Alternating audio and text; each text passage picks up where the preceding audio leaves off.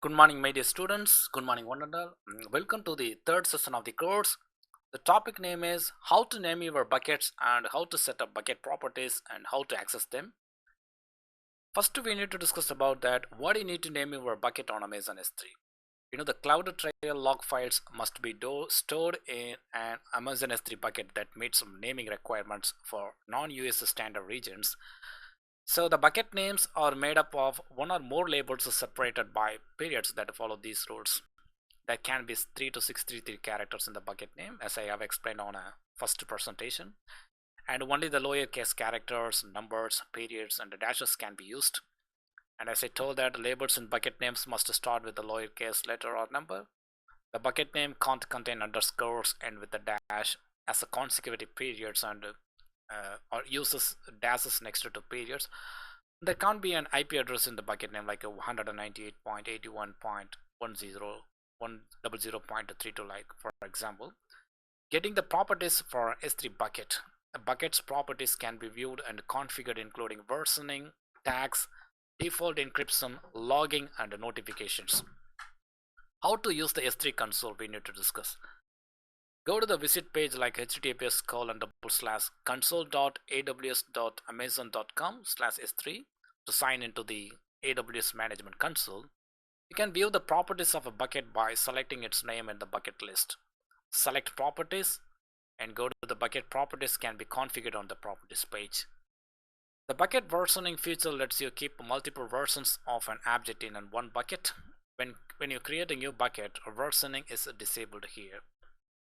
Because AWS cost allocation allows you to tag buckets to annotate billing for your bucket use. Labels are assigned to buckets using tags, which are key value pairs. You can add tags by choosing a tag, then adding a tag here. According to the default encryption, enabling default encryption automatically encrypts your data on the server. Exactly, because objects saved to Amazon S3 are encrypted before they are saved to disk, and they are decrypted when they are downloaded. You can get downloaded and detailed records of what's happening with your bucket with the server access logging, and the server access logs are collected by default in Amazon S3. The AWS Cloud Trial Data Event Logging Service lets you log data events. Data events don't get logged by default. For data events, there are extra charges. According to the event notifications, yes, send notifications to a destination whenever certain Amazon S3 bucket events happen. Specify the settings for creating event notifications, then choose create event notification. You can transfer files fast, easy, and securely between your client and an S3 bucket with the transfer acceleration mode. For a fixed amount of time or indefinitely, S3 object lock prevents an object from being deleted or overwritten. If you want the requester to pay for request and data transfers instead of the bucket owner, just enable the requester pays. So according to the hosting static websites, you can host your static website on Amazon S3 because the static website hosting can be enabled by choosing static website hosting and setting your setting process. Okay, the next one is we need to discuss about the concept of bucket access methods. Using the Amazon S3 console, you can access your bucket. So console user interface lets you do almost everything without writing code. You can access buckets programmatically with Amazon S3's RESTful architecture, where buckets and objects are resources, each with its own resources URI. You can access a bucket using a virtual hoster style URLs or path style URLs. And we just recommend you create your buckets with the DNS compliant bucket names because buckets can be accessed through path style and virtual hosted URLs. So what about the bucket access in AWS Management Console? We need to discuss now. Amazon S3 as a console you can use to access your bucket.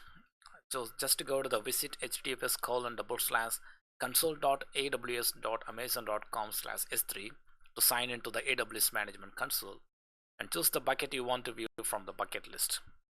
And using IPv6 to access an S3 bucket, the Amazon S3 service has a dual stack endpoints, so you can request buckets via IPv6 or IPv4.